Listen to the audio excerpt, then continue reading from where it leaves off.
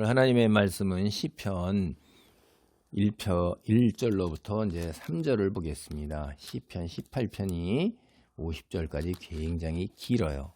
근데 이 18편을 보면 여태껏 봤던 시 앞에 이제 그 표제 옆에 뭐가 붙어 있지요. 여호와의 종 다윗의 시, 인도자를 따라 부르는 노래. 여호와께서 다윗을 그 모든 원수들의 손에서와 사울의 손에서 건져주신 날에 다윗이 이 노래의 말로 여호와께 아뢰어 이르되. 그러니까 다윗이 여기에서 어떤 상황에서 이러한 하나님께 찬양을 드렸는가 하는 게 다 나오잖아요. 그렇죠? 여기에 중요한 거 보면 다윗을 그 모든 원수들의 손에서, 사울의 손에서 건져주신 날. 우리가 사무엘상을 보면은 다윗이 사울을 피해서 얼마나 도망다녀요, 광야에서. 그리고 죽을 뻔한 고비를 수도 없이 넘기고 그 주변에, 사울의 주변에 있는 사람들이 다윗을 갖다가 그 모함하고 사울을 충동해가지고 죽이려고 하는 그 기가 막힌 상황 속에서 앞에서 우리가 시편에서 봤단 말이에요. 그러니까 이 다윗의 삶이 참 우리가 보면 왕으로서 순탄하고 평안하고 대단한 삶을 살고 이런 것 같은데 인생이 즐거움과 고단함이 같이 있었던 거예요. 다윗이 광야 생활에서 참 고단하고 힘들었던 것입니다. 이 18편은 굉장히 시편 중에서도 오래된 시로 우리가 학자들이 이제 오래된 시라는 것을 갖다가 밝혀냈어요. 그래서 예수님 오시기 10 내지 11세기 전에 지어진 거다. 그런데 다윗이 이제 하나님에게 큰 은혜를 받아가지고선 이런 어려움 속에서도 이제 이스라엘 왕이 30세에 대해서 오랫동안 이스라엘 왕이 되죠. 물론 그 왕이 된 이후에도 늘 전쟁이 끊이지 않았고 뭐 가족 간에 어려운 문제도 있고 그래요. 그런데 이 다윗 큰 은혜를 받은 게 또 뭐냐 하면 자신도 모르는 사이에 예수 그리스도 메시아에 대한 예언, 그것이 중의적으로 섞여 있는 거예요. 그러니까 이 시편의 이 내용 중에서 이 18편이 바로 예수 그리스도의 메시아적 내용에 관한 내용들이 들어 있습니다. 그래서 우리가 이제 시편 할 때 사무엘서가 이제 상하가 있잖아요. 그 사무엘서는 사실은 다윗이 나이가 들어서 이제 죽기 전에 평생 살아온 자기의 삶을 되돌아보면서 그동안 그와 함께 하신 하나님의 은혜를 이제 생각한 거예요. 그리고 이 시편 18편을 이제 부른 것으로 학자들이 대개 그렇게 생각을 하고 있습니다.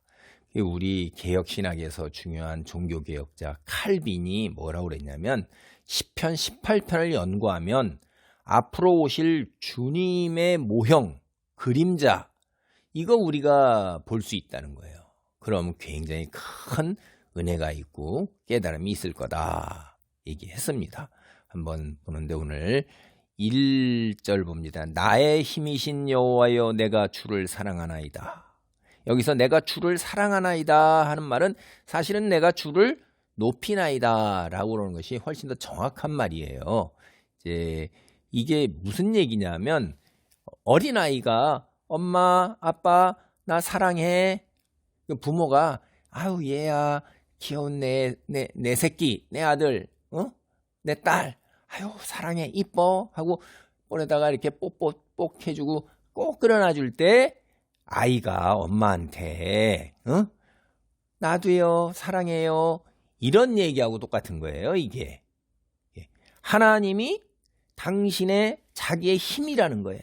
그래서 내가 하나님을 높인다, 사랑한다 이런 거예요. 이게 그 다음에 이제 2절로부터 이제 쭉 전체를 보면 2절을 보면 여호와는 나의 반석이시오 요새이시오 나를 건지시는 이시오 나의 하나님이시오 내가 그 안에 피할 바위시오 나의 방패시오 나의 구원의 뿌리시오 나의 산성이시로다 그랬고 8가지로 하나님을 비유하는 건데 다 거의 의미가 뭐냐면 사람이 의지하고 신뢰할 만한 보호자다 하는 이야기예요. 그런 비유를 8가지로 계속해서 하니까 참 대단히 뛰어난 그 문학가죠, 이게. 아유, 정말로 원대한 구원자시구나. 반석, 요새, 건지고, 나의 하나님 바위시고, 방패시고, 구원의 뿌리시고, 산성이시고. 이게 다윗이 자기가 평생 살면서 다윗이 전쟁을 엄청나게 하거든요. 그러니까 이 전쟁에 연계되는 게 건지시는 분, 방패, 구원의 뿔. 그 다음에 이제 이 적들이 쉽게 침범할 수 없는 그 지형, 그런 것이 뭐냐면 반석이고 요새고 피할 바이고 산성이에요. 광야 시절에서 사울을 피해 참 도망 다닐 때 그때 이제 익숙했던 그런 지형들 숨어 있는 거잖아요. 그리고 왕이 된 이후에 군대를 이끌고 전쟁터에서 싸울 때마다 늘 친근하게 느껴졌던 것들, 그런 거죠. 여기서 이제 우리가 구원의 뿔 할 때 뿔이 뭐냐? 이렇게 하면 우리가 성전 제단 뿔 잡으면 살 수 있다 그랬고 성경을 읽다 보면 그런 거 나오죠.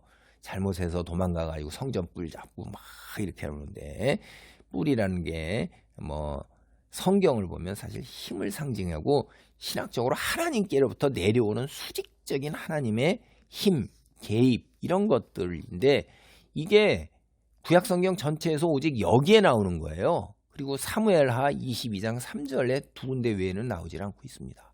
그래서 구원의 뿔이라는 게 하나님이 천상에서부터 하늘로부터 내려오셔서 힘으로 개입하시고 나를 지켜주는 거예요.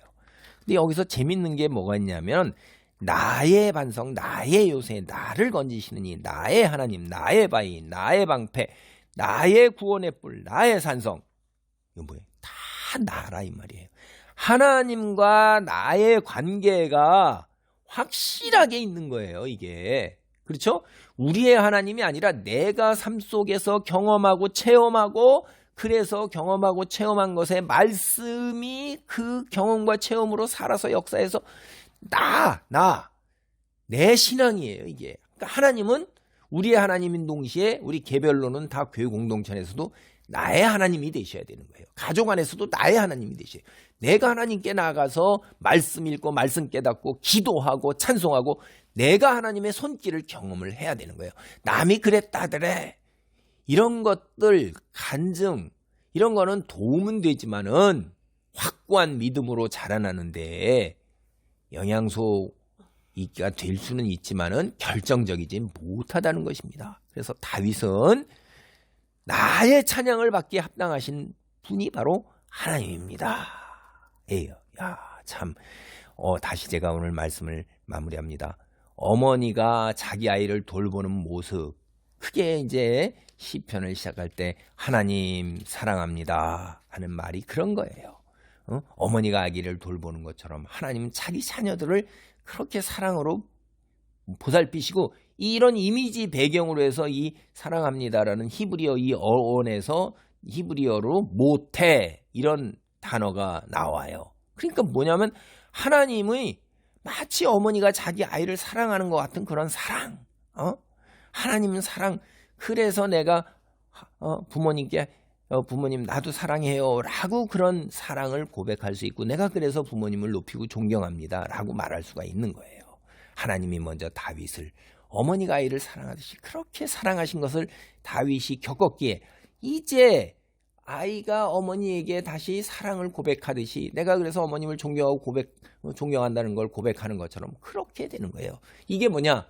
자신의 일생의 삶을 다 나이 먹어서 살펴보니까 인생에 살아온 궤적과 그 흔적들이 다 하나님의 사랑, 나를 품으셨구나라는 것을 고백하게 되는 것입니다. 기도합니다. 하나님 감사합니다. 늘 어머니가 자식을 사랑하듯 늘 우리를 하나님이 이렇게 품으시고 안으시고 사랑으로 다가오시는 것, 우리는 모른다 할지라도, 미처 인식하지 못한다 할지라도, 너무나 어려서 너무나 아버지 하나님이여 무지해서 그런다 할지라도 늘 변함없이 품으시는 하나님의 사랑, 그 따스함을 내 삶의 여정에서 느끼며, 아버지 나의 하나님 사랑합니다, 존경합니다, 이런 고백이 나올 수 있는 삶의 자리에 있도록 축복하여 주시옵소서. 예수님의 이름으로 기도하옵나이다. 아멘.